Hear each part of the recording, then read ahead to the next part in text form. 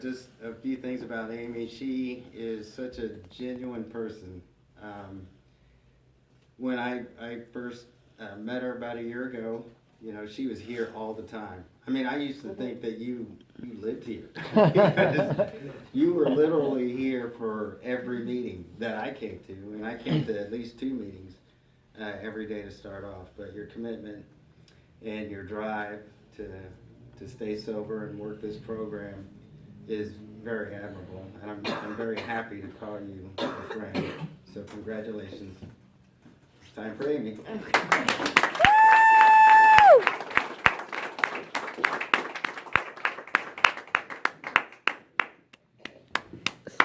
Okay. Hi guys. I'm Amy. I'm an alcoholic and an addict. Hi, Amy. Oh. You guys came out of the woodwork. There was nobody here earlier, so. Woo, okay. I'm glad you're here. I missed everybody. Let's see. My experience, strength, and hope. Okay, where to start? Let's see. I guess we'll start with 37 years ago. I was born out in a little tiny town of Tonganoxie, Kansas. So I was raised a country girl. I grew up with 3 brothers and a sister. I like to fish, play baseball, you name it. I was, doing that kind of thing outside. But let's see. One of the first things that I can remember, I was 4, and I remember I found the love of cheese. And it kind of sounds corny, but we got this block of cheese, and I could not stop eating until that entire block of cheese was gone. And I was sick puking, and it just, I couldn't control what I liked from a young age. So cheese, it started for me. But I moved on to vitamins. I found Flintstone vitamins, and I was ate a whole bottle of them because they tasted like candy. What? So, yeah, they got, hospital and all that crap, and got Tums to, counteract that. But, so for my whole life, I've always known I've had a problem with more. I like to say I'm an alcoholic and addict, but I can't control whatever it is I like. I became addicted to AA. I was here, in the last year and a half, I've been to over 1,000 meetings, and I couldn't get enough. When I find something I like, I go all in. So, okay, but, let's see. I was probably 11 when I first started smoking cigarettes. Started smoking, started camping out, which I was always camping out, but my friend and I had a girlfriend, and she just kind of left me one night, and some bad things happened, and just kind of went from there, from cigarettes to pot. I was okay. That's how I handled it, was pot. And after that, I quit going to school, and then my parents finally institutionalized me for 2 weeks because they didn't know what was wrong with me. So in the hospital, though, I met a bunch of other kids that had problems, and my problems weren't nothing compared to theirs, but that's where I learned to play the system. I learned how to, get out of trouble. I learned to say the right thing and do the right thing to please the adulters, the adult people. So I learned that at, the age of 11. So by the time I hit 12, I was smoking pot every day. And that's when I told my parents I smoked cigarettes, and my parents bought me cigarettes every day. And then, I was just wild. I just kept escalating because my parents never set boundaries or rules. So I just did whatever I wanted. By the time I was 13, I had tried, drinking, smoking. I moved on to acid, about any other kind of drug I'd get my hands on. So when I was 14, I figured, that wasn't working so well. So it's okay, I was a freshman in high school, and it's okay, I'll try for the cheerleader squad.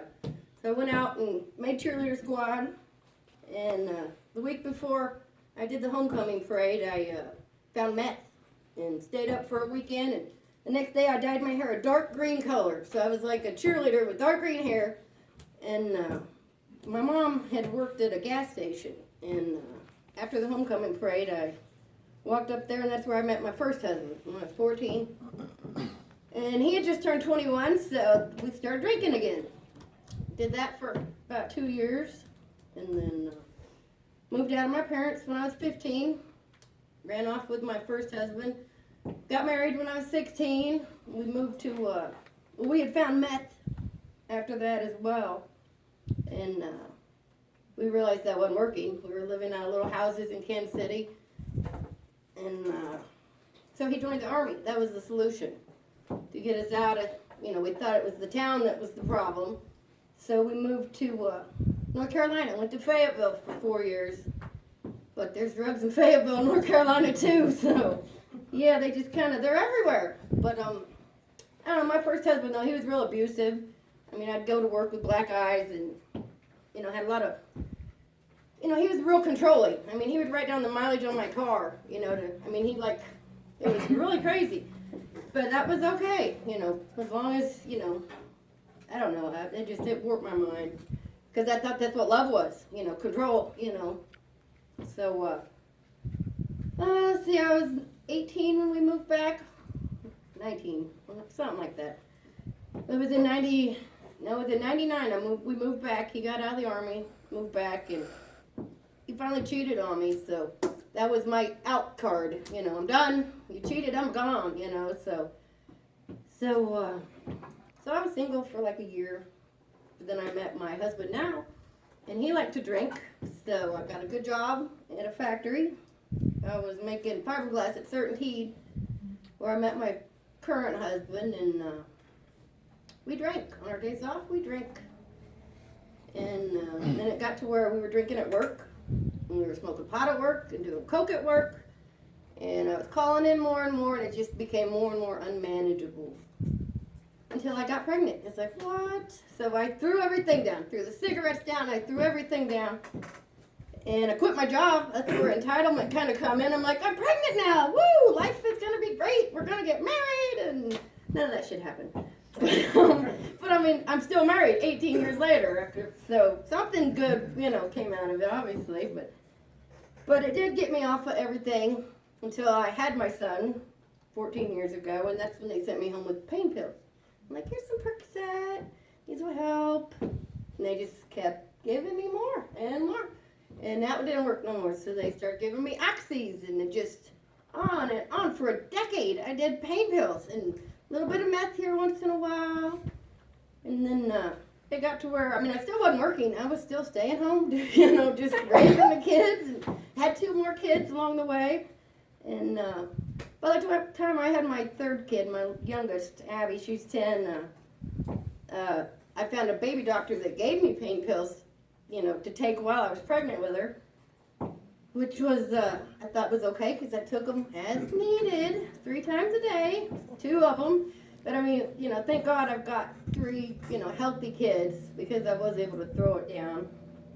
But, in the process, when my son was 2, my sister and I, we found God, and we got baptized, and that same day, 2 hours later, we were drinking and smoking pot, and she got into a jet ski accident, and almost died, and from that day on, I just, F God, it's like, why would he let this happen? So I was like angry at God for a decade, and I just used that as, well, I've been saved. He forgives me for past, present, and future sins. So it's like I used that as the loophole to go all out with the drugs.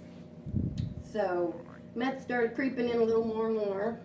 And then I tried to quit a few different times, and the withdrawals were so horrible, I always went back. And in between, I got where I would can. I would, because I wasn't working, I was like a scavenger. I would collect fruit and have big gardens and put everything in a jar. And I couldn't just make one thing of jelly. I made 500 jars of jelly. Just crazy crap I did. Whatever it was, I go balls to the wall. And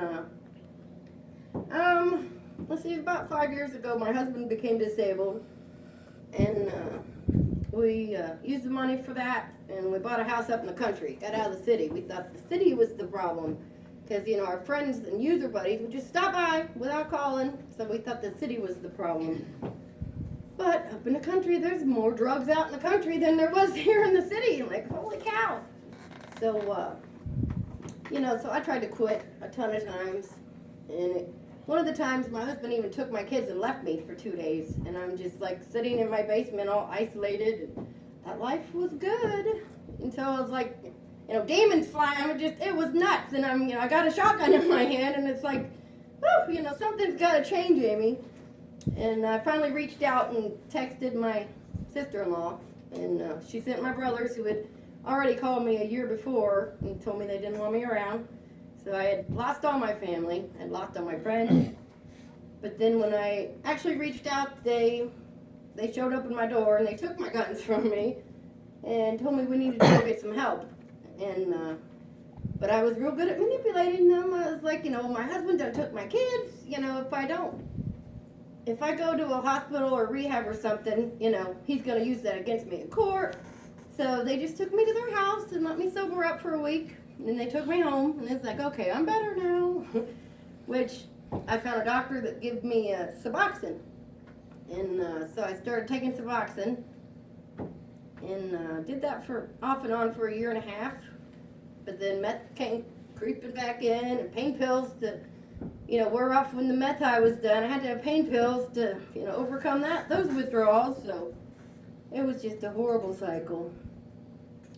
But when it was 2.5 years ago, this whole time I was seeing like doctor shopping. And I had found a doctor to give me Xanax and Valium. And I would sell those Xanax. I was like a drug dealer these last 5 years and sold the Xanax to, $7 a bar. That made my house payment. It was a decent job, but not good. And I finally got pulled over out here about a mile from here with a state trooper speeding. And he wrote me a speeding ticket, and then when he came back, he said, was there any guns or drugs in this car? And I was like, no. Then he asked me again, and I was so high out of my mind, I was like, yeah, I got my gun. I had a loaded .357 I carried with me, and I had a meth pipe, and I had meth, and Adderall, and pot. I just had all this crap on me, driving, speeding, but because I was honest, the cop let me go. He wrote me a ticket and let me go, and I was like, woo! He did keep my drugs and my gun, but that ultimately led me to drug court. And after 23 continuances, I pled into drug court last summer, and that's what brought me here. So it was like May 1st, I walked through the doors, and I was still taking Suboxone. That's the only drug that drug court would let me take. So I took, double the amount just to come in here, and had my first step meeting, and it was like, okay. I didn't want to be here. There were people I thought y'all were high, and it's like you're all laughing and smiling, and what the hell is wrong with these people? But you guys weren't high, and it was I kept coming back because drug court made me. So I had to do 1 meeting a week, and that's what I did for like a month. And then I made a girlfriend, and she was on a 90 and 90. And didn't have a car, so I started giving her rides. So it was like every day I was coming, and it was like, okay, this ain't so bad. Not so bad at all. And it took about 6 months before I finally got sober, which I'd started working, got my first job. I hadn't had in 12 years, but I was working night shift at the truck stop. And my old user buddies came in, and before you know it, I had meth in my pocket. And I'm like walking around, but I had these big list of numbers. And I called my sponsor, and she didn't answer. And then I, called a couple more people on the list, and it's like, I got meth in my head. What do I do? And, finally my family had I got Messenger, and some of my family, my cousins told me, flush it, Amy, flush it. What are you doing? I was taking pictures of it, and before you know it, I had it in my hand, and what the hell? But I did flush it. But, at the same time, after I flushed it, I had Suboxone, and I ate the whole Suboxone I had for that whole week. And it was like, whoo, I got this big dose of it, and I wouldn't be able to be accountable for it, for drug court. So I told him to quit, and that's the day I got sober, the 27th of October last year. And the withdrawals from that were just worse than coming off any of the other drugs I had ever done, and I did not know what to do. Halloween came, and I took everything I had just to follow my kids in my van and stop and puke and hit the bathroom. It was like coming out both ends for a month. And quit my job over it. And I went back to my drug court counselors that Monday, begging them to give me my drugs back. And they're like, no, you can do it. One foot in front of the other. And that's what I did. I started walking. And then I went back to my counselors. I'm like, okay, now what? What do I do now? And they're like, you better go to a meeting. So I came to a meeting, and I lived here because I didn't know what to do. I couldn't think. I didn't know what to do. So I'd come to 10 in the noon, and then everybody would leave, and I'd drive around, and I'd come back and sleep in my car, my van, or my truck in between the noon and the 6, because that 5-hour time period, I did not know what to do. So I did that for months and months. And then, slowly I found a job, got another job, which was at a church. I got a job at the Pleasant Valley Baptist Church, cleaning at nights. But that's what I needed. I could put my headphones on and I could jam out to Caleb. I was cleaning God's house. It was cool. I mean, it was more than cool. I mean, it helped save my life, hanging out with God. And it's like, okay, then I'd come to another meeting and I'd come back here. And that's about the time that Daryl got the pews out front. And it was like, yay. So, I just felt safe here. And this was my home. I felt safe. I didn't even want to go home. I avoided my home like the plague. And of course, I'm good at finding loopholes. So in our big book, it says, if you have problems, throw yourself into the, AA, especially on page 69 where it talks about sex problems, throw yourself in even harder. So that's what I did. I made coffee, and then people's like, oh, you can lead meetings. And I didn't want to lead meetings. I didn't want to do none of that crap. But once people told me and encouraged me, it's like, okay, I can do this. What? So I just kept coming back. And, I was back crap crazy for quite a while. And y'all just be like, Amy, just keep coming back. And so that's what I did. And it's been a heck of a journey this year. And went through 4 sponsors. The first 2 fired me this first day because I was so batshit crazy. They're like, oh, yeah, I'm bad, it ain't going to work. So I wound up going to Liberty. I was trying different places, and I found a sponsor in Liberty for about 2 months. And we made it to step 3. And then she told me I probably ought to find another sponsor. So I was like, okay. I came here, I was still coming here, and that's when I met Patty. And Patty was my sponsor. And she kind of took me in, and we went to her house, and we started working the steps. And when I got to step 4 with Patty, we just, I wrote down some stuff and talked to her about it and told her, and it's like, okay. So after my 5th step with her, I had a dream.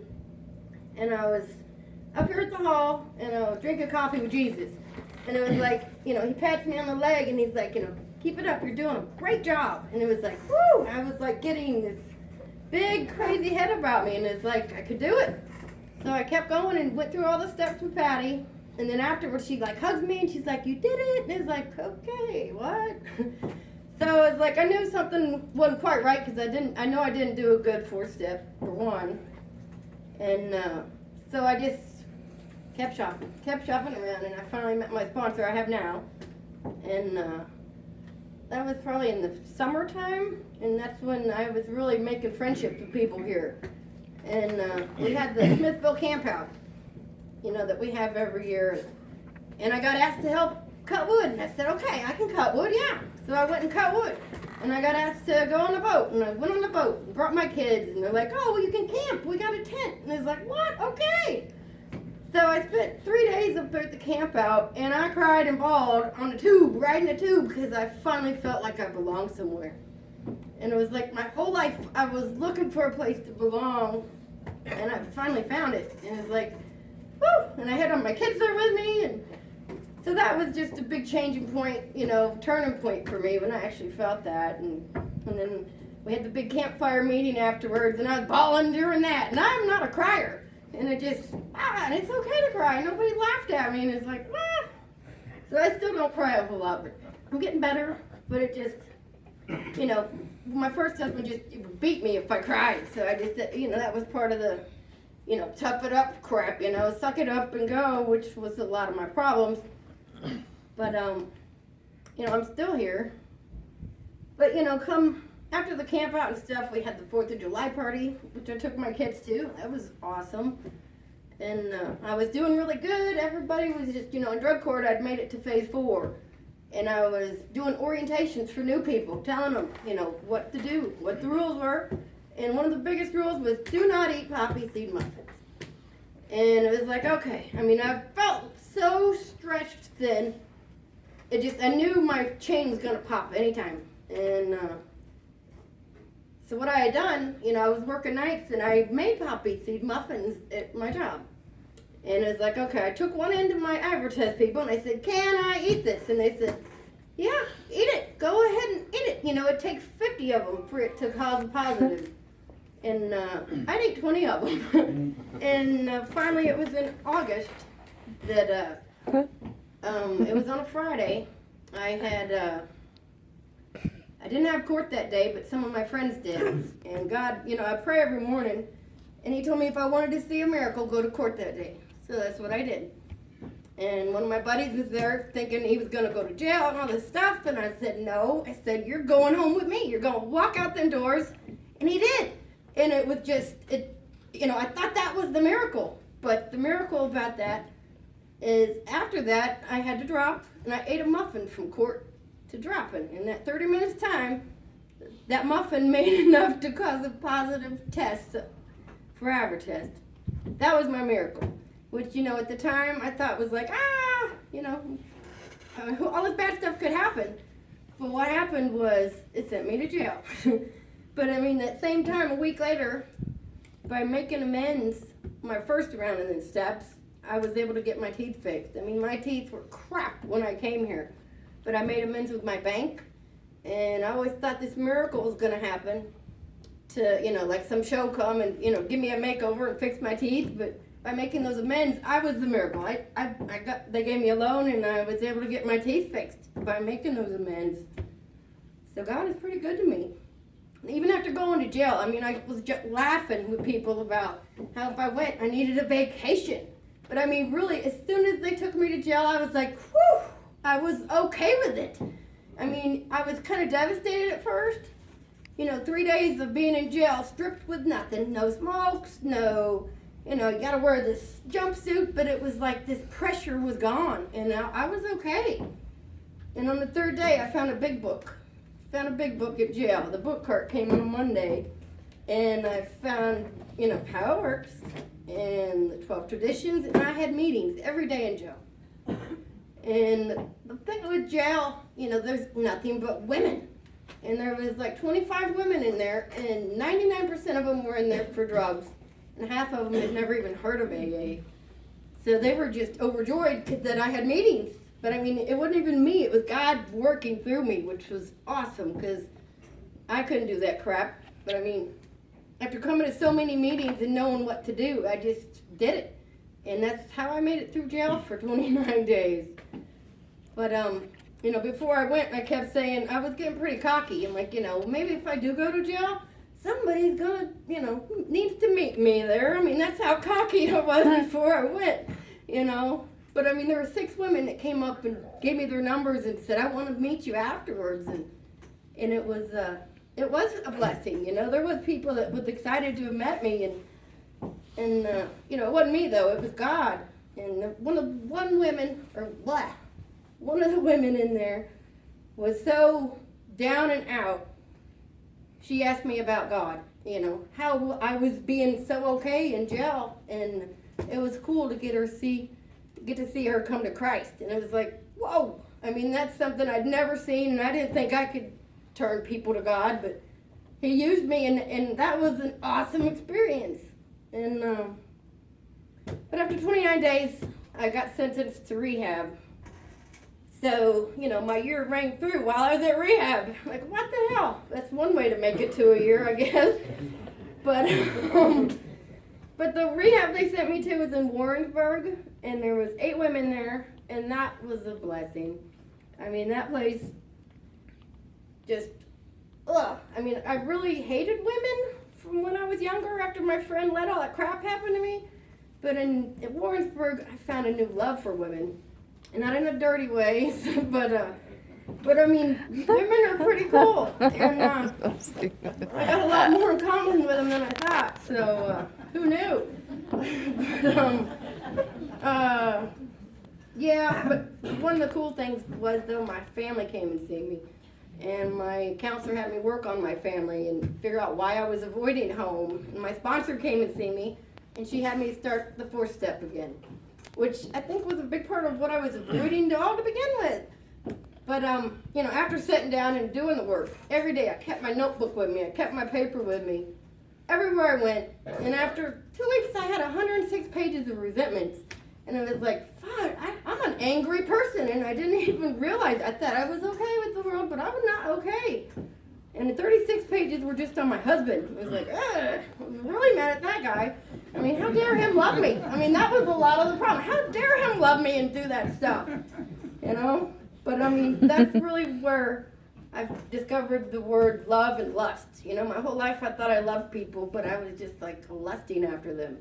You know, I never really loved anybody, especially myself.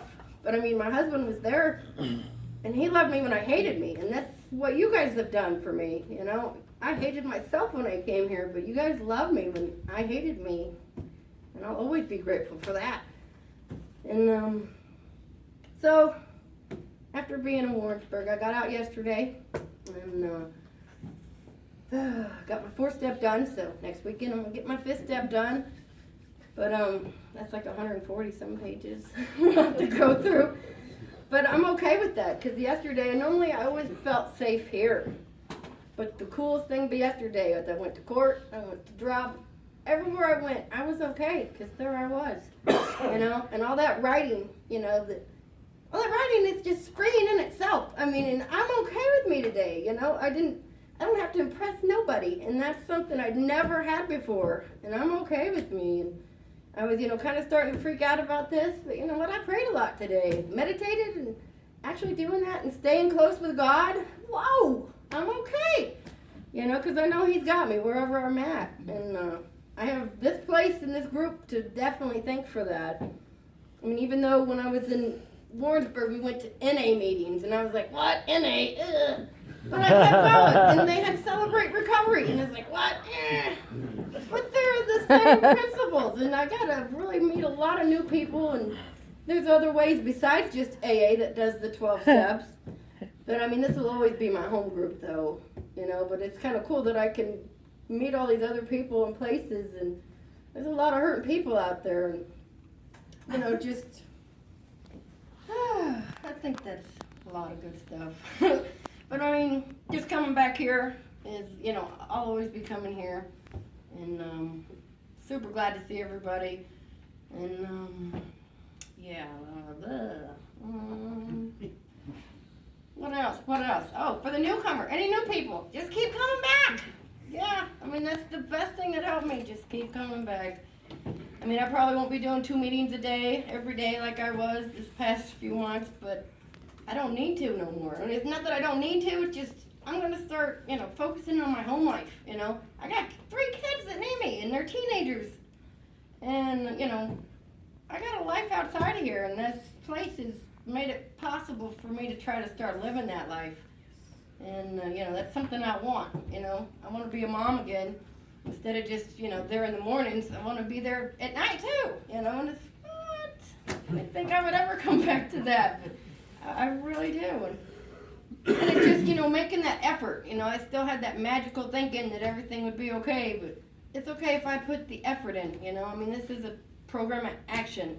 And actually doing the action, that's when you see results. And that's really just, wow, super blessing. And just super grateful for every one of you guys.